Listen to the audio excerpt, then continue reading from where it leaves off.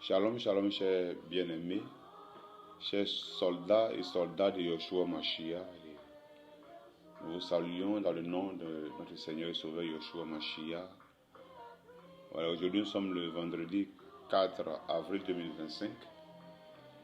Et le Seigneur nous a mis à cœur de partager une exhortation avec vous et pour encourager les uns et les autres à la prédication de l'Évangile. Nous avons tendance à parler du réveil qui est suscité dans notre nation. Et c'est vrai, mais nous ne devons pas ignorer que le réveil va avec la prédication de l'Évangile.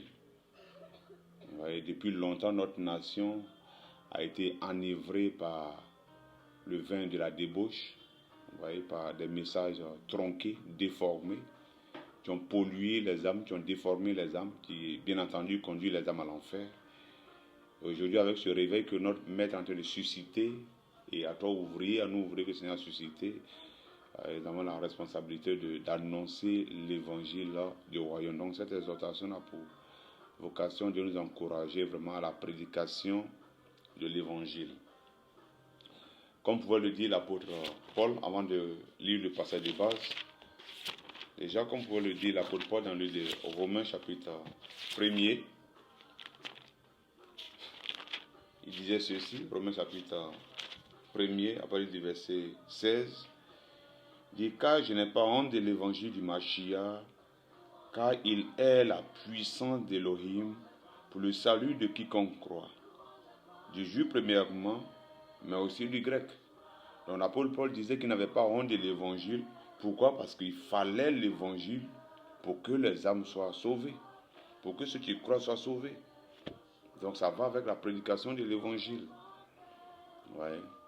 Alors le passage qu'aujourd'hui je souhaiterais partager se trouve dans le livre de Jean, Jean chapitre 2. Voilà, ça parle du miracle à Cana, donc des noces de Cana.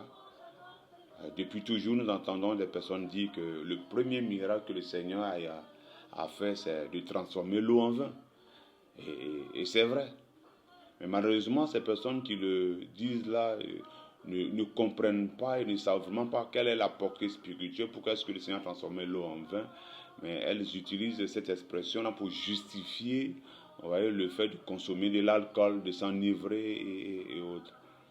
Donc c'est ainsi que j'étais là, je me posais la question de savoir, mais pourquoi est-ce que le Seigneur a transformé l'eau en vin? Voilà. Nous savons que notre Elohim est spirituel. Et Yoshua Mashiach est spirituel. La parole nous enseigne que le premier Adam est charnel. Mais le second, qui vient du ciel, est spirituel. Donc Yoshua est spirituel. Donc s'il est spirituel, c'est qu'également ses actions sont spirituelles. Alors pourquoi a-t-il transformé l'eau en vin? Quelle est la portée spirituelle? Parce que le Seigneur ne va vraiment pas transformer l'eau en vin pour satisfaire les désirs de la chair. Non. Il dit sa nourriture, c'est de faire la volonté de l'Elohim. En quoi est-ce que transformer l'eau en vin, les gens vont boire, vont s'enivrer là et constitue une action qui honore le Seigneur? Donc c'est en me posant ces différentes questions-là que par la grâce du Seigneur, le Père a commencé à m'enseigner, il a ouvert mon intelligence à la compréhension vraiment de ce passage-là. Donc c'est ce que je voulais partager avec vous parce que c'est rattaché en fait à la prédication de l'évangile. Vous voyez? Donc on va sans plus tarder lire Jean chapitre 2. Et le troisième jour, on faisait des noces à Cana en Galilée. Et la mère de Yoshua était là. Et Yoshua fut aussi invité aux noces avec ses disciples. Et le vin ayant manqué, la mère de Yoshua lui dit, « Ils n'ont plus de vin. » Yoshua lui dit, « Qu'y a-t-il entre moi et toi, femme? Mon heure n'est pas encore venue. » Sa mère dit au serviteur, « Tout ce qu'il vous dira, faites-le. » Or, 6 jarres à eau, donc déjà on peut retenir cette expression-là, 6 jarres à eau de pierre étaient posées là selon la purification des Juifs, contenant chacune 2 ou 3 mesures. Yoshua leur dit, remplissez d'eau ces jarres. On peut également retenir ça, remplissez d'eau ces jarres. À eau. Et il les remplit jusqu'en haut. Et il a dit, puisez-en maintenant et apportez-en au maître de table. Et il lui en apportait. Dès que le maître de table eut goûté l'eau devenue du vin, il ne savait pas d'où cela venait, mais les serviteurs qui avaient puisé l'eau le savaient bien. Le maître de table appelle l'époux et lui dit, tout être humain sait d'abord le bon vin. Ensuite, le moine après qu'on s'est enivré, toi, tu as gardé le bon vin jusqu'à maintenant. Yoshua fit ce premier des signes à Cana de Galilée. Il manifesta sa gloire et ses disciples crurent en lui. Après cela, il descendit à Capernaum avec sa mère et ses frères et ses disciples, mais il n'y demeurait que peu de jours. Amen. Donc là, au cours de cette fête-là, donc de cette noce, le Seigneur, comme vous le savez bien, a transformé l'eau en vin. Ouais. Mais pour comprendre un peu la portée spirituelle, c'est de chercher à comprendre un peu la signification de chaque élément. Par exemple, l'eau, quand on prend la Bible, il y a des choses qui ont des symboliques spirituelles. Vous voyez, des choses qui ont des significations dans la vie courante, mais également sur le plan spirituel, qui ont des représentations en fait. Voilà, donc quand on prend l'eau, c'est également l'image de la parole du Seigneur. Donc dans ce passage, il est question de l'eau qui va être transformée. Donc l'eau, c'est la parole. Le vin, selon également la nouvelle alliance, le vin, c'est l'alliance. Vous voyez, le Seigneur, avant d'aller se livrer à la croix, il va prendre la coupe et avec le vin qu'il va présenter à ses disciples, il va leur demander de prendre et que c'est le sang de la nouvelle alliance. Vous voyez, la coupe de la nouvelle alliance. Donc le vin, c'est également l'alliance. Ensuite, il y avait 6 jarres à eau qui étaient posés. 6 jarres. 6, c'est le chiffre de l'homme. Vous voyez? Et les jarres sont également des vases de terre. N'oubliez pas que nous avons été faits de la poussière. Donc les jarres ou vases de terre, c'est l'image, en fait, ce sont l'image, en fait, des humains. Donc lorsque le Seigneur parle de 6 jarres, 6 c'est le chiffre de l'homme, donc c'est vraiment ces 6 jarres-là parlent en fait de l'homme. Donc, lorsque le Seigneur va demander aux serviteurs qui étaient là de remplir ces 6 jarres à eau, en fait, spirituellement, le Seigneur invitait les disciples, donc les serviteurs que nous sommes là, à remplir les humains, à remplir nos prochains d'eau. Quelle eau? Mais la prédication de l'évangile. Annoncer l'évangile. Annoncer l'évangile afin que les âmes puissent être remplies par la connaissance du Seigneur, par la parole du Seigneur. Donc ainsi, ces disciples vont exécuter et ils vont remplir ces 6 jarres d'eau. Le Seigneur va ensuite demander aux serviteurs de puiser l'eau pour aller donner au maître de la cérémonie. Mais il y a une action puissante qui va s'accomplir, c'est que l'eau s'est transformée en vin. Et là, le Seigneur m'a permis de comprendre ce que pour que les âmes non humaines, nous puissions rentrer en alliance avec lui, il faut obligatoirement l'eau, donc il faut obligatoirement la prédication de l'évangile. Vous voyez?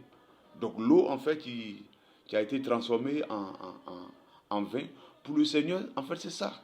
C'était tout un enseignement. Vous voyez? De donner de l'eau, donc d'enseigner. Vous voyez? De présenter l'évangile du royaume, d'aller partout, comme vous pouvez le dire, d'aller et d'annoncer la bonne nouvelle, afin que les âmes puissent entendre, comprendre, et par la grâce du Seigneur, saisir ce message-là. Vous voyez? Et le message reçu va leur permettre de pouvoir rentrer en alliance avec le Seigneur, va leur permettre de pouvoir se réconcilier avec le Seigneur. Ce message va leur permettre de pouvoir faire la paix avec le Seigneur, en fait. Donc, il n'y a pas vraiment de transformation de vie. Il n'y a véritablement pas d'alliance tant qu'il n'y a pas l'eau, donc la prédication de l'évangile. C'est pourquoi vous conviendrez avec moi que, avant qu'il y ait la naissance de l'Église, donc l'effusion du Saint-Esprit, le Seigneur a pris 33 ans, autour de 33 ans et demi, pour annoncer la bonne nouvelle, pour donner l'eau à l'humanité. Vous voyez, il nous a enseigné la loi, il nous a donné l'eau de vie. Et ensuite, il meurt, il ressuscite. Et cet héritage qu'il a laissé, l'eau de vie, qui va te transformer en vin, acte 2, effusion du Saint-Esprit, naissance de l'Église, réconciliation des humains avec le Seigneur. Vous voyez, chers bien-aimés frères, c'est vraiment primordial à vous, serviteurs, à nous qui sommes des esclaves du Seigneur, là, à vraiment travailler dans ce sens-là. À comprendre que pour que les hommes puissent vraiment faire la paix avec le Seigneur, là, nous avons une mission à accomplir. Et elle consiste à annoncer les vertus du Seigneur. Vous voyez, cette mission-là consiste à présenter le Seigneur. Vous voyez, je me rappelle de ce passage de Actes chapitre 17, où Paul s'était rendu à Athènes.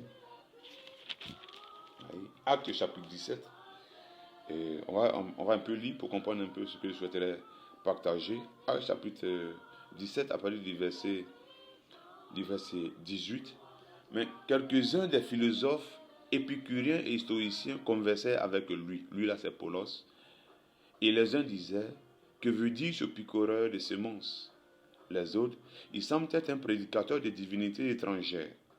C'est parce qu'il leur prêchait Yeshua et la résurrection. Alors il le prit avec eux et le conduisit à l'aéropage en disant, pourrions-nous savoir quelle est cette nouvelle doctrine dont tu parles? Car tu nous remplis les oreilles de certaines choses étranges. Nous voulons donc savoir ce que veut dire ces choses. Donc, Paulos va arriver à Athènes. Pendant qu'il y était, l'esprit en lui va s'irriter parce que les Athéniens vivaient dans l'idolâtrie. Mais Paulos va commencer à annoncer l'évangile. Il a tellement annoncé l'évangile que les philosophes qui raisonnaient, voici ce qu'ils vont dire après le verset 20. Quand tu nous remplis les oreilles de certaines choses étranges. Il a tellement annoncé l'évangile que ces philosophes-là ont eu les oreilles remplies. Mais remplies de quoi? Remplies de la prédication de l'évangile. Chers bien-aimés, nous également, nous avons la responsabilité de remplir notre nation. Mais nous, non pas de choses étranges, mais par la prédication de l'évangile, par la présentation de Yeshua Mashiach, par la présentation du royaume à venir. Vous voyez? Donc cela consiste à donner l'eau. Vous voyez? Afin que les âmes, par les vertus du Seigneur, par la grâce du Seigneur, puissent rentrer en alliance, puissent faire la paix avec le Seigneur, donc entrer en alliance avec le Seigneur. Vous voyez? Et que puissent avoir de la joie dans les cieux.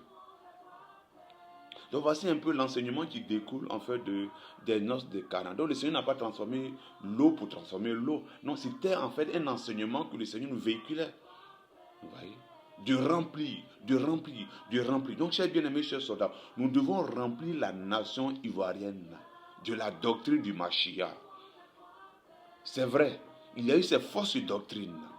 C'est vrai, il y a l'évangile de la prospérité. C'est vrai, il y a ces esprits impurs qui ont souillé ces différents bâtiments d'église et tout ça. Oui, c'est vrai. Donc, cela a engendré la mort spirituelle des âmes. Donc, pour qu'ils puissent avoir le réveil spirituel, pour que ces âmes-là puissent passer de la mort à la vie, il faut que nous qui avons reçu l'évangile de la vérité, la prédication de Yeshua Mashiach, de la mort et de la résurrection du Seigneur, nous puissions tellement annoncer l'évangile-là, insister, selon que l'Esprit nous conduira, afin que les âmes du Seigneur, par sa grâce, puissent convaincre les âmes à venir à lui. Vous voyez, à donner leur vie vraiment au Seigneur, et que ces âmes puissent passer là, de la mort, là, de l'ignorance, de la destruction là, à la vie éternelle. Voyez. Ensuite, quand on continue la lecture du livre de Jean, lorsque les serviteurs vont puiser l'eau transformée en vin qu'ils vont lui donner au maître, le maître, dès qu'il eut goûté net là, il dit, mais tout être humain, c'est d'abord le bon vin. Vous voyez, l'évangile que nous on a là, ça permet aux âmes de rentrer dans le bon vin, dans la bonne alliance, dans la meilleure alliance, dans l'alliance que Hébreu appelle l'excellente. Vous voyez, il y a eu l'alliance mosaïque. Mais pour que les âmes puissent rentrer dans la nouvelle alliance, donc la grâce, il faut la prédication de l'évangile. Et le maître dit que non, ça, c'est bon. Vous voyez, je me rappelle un peu lorsque Jacob, Israël, qui est devenu Israël, s'était rendu chez son oncle Laban. Arrivé chez Laban, Jacob va tomber amoureux de Rachel. Donc il va échanger avec son beau-père Laban et prendre la résolution de travailler durant 7 ans pour Rachel. Rachel qui est sa préférée. Vous voyez? Rachel qui est la désirée. Rachel celle qui est bonne à ses yeux. Il va travailler à la fin de ces 7 années. Laban, au lieu de lui offrir l'aimée, la désirable, donc Rachel, Laban ne va pas faire cela. Mais il va plutôt lui donner la grande sœur, Léa, alors que lui ne voulait pas Léa. Donc, le lendemain, lorsqu'il va constater que ce n'était pas Rachel, que c'était Léa, il va dire à Laban, mais pourquoi est-ce que tu m'as trompé? J'ai travaillé durant cette année pour Rachel, mais pourquoi est-ce que tu m'as donné Léa? Et si vous vous souvenez un peu de la réponse que Laban donnait, Laban dit non, chez nous là, ça ne se fait pas de donner la plus jeune avant la plus grande. Donc prends d'abord l'aînée, ensuite nous allons tu vas ensuite maintenant là, travailler 7 ans et on va te donner par la suite là, la préférée, la désirée. Donc en fait, Léa représente la loi mosaïque. Et Rachel, la préférée, représente la grâce. Vous voyez? Donc chez les Hébreux, il fallait d'abord passer par l'ancienne avant de venir avant de recevoir l'excellence, l'excellente. Vous voyez? La gracieuse. C'est pourquoi lorsque la mère de Yoshua lui a dit, ils n'ont plus de vin, mais il va lui dire, bon, femme, qu'y a-t-il entre toi et moi? Mon heure n'est pas encore venue. Donc le Seigneur devait attendre jusqu'à expiation totale, jusqu'à la fin totale là, du premier vin qui était en train d'être consommé. Vous voyez? Donc qui symbolisait l'ancienne alliance. Donc lorsque ce vin va complètement finir, là le Seigneur va venir présenter quelque chose de nouveau et d'excellent, le bon vin. Vous voyez, chers bien-aimés? Mais pour pouvoir prendre part à ce bon vin, donc à cette alliance excellente et agréable là, il faut l'eau. Donc nous devons remplir les âmes en fait d'eau. En résumé, chers bien-aimés, nous devons par les vertus du Seigneur annoncer la bonne nouvelle, insister, nous tenir devant le Maître dans la prière, dans le jeûne, vous voyez, dans la méditation, demeurer à l'écoute du Seigneur et également ne pas garder ses enseignements, ses dépôts qu'en nous. Non, oui, c'est bien de garder le bon dépôt par le moyen du Saint-Esprit. Mais également, nous recevons, c'est pour pouvoir partager. Vous voyez, nous recevons la vie, amen, mais c'est pour transmettre également la vie. Vous voyez, nous étions enfants de la ténèbre. Le Seigneur nous a fait passer de la ténèbre à sa merveilleuse lumière. Dorénavant, nous sommes devenus des enfants de la lumière. Mais le Seigneur dit, nous sommes devenus des enfants de la lumière. Mais le Seigneur dit, vous êtes également la lumière du monde. En plus d'être lumière, mais tu es également aussi, tu es la lumière des autres. D'où l'importance de partager l'évangile que nous avons reçu. Vous voyez, de porter les âmes en prière, mais également de parler de l'époux.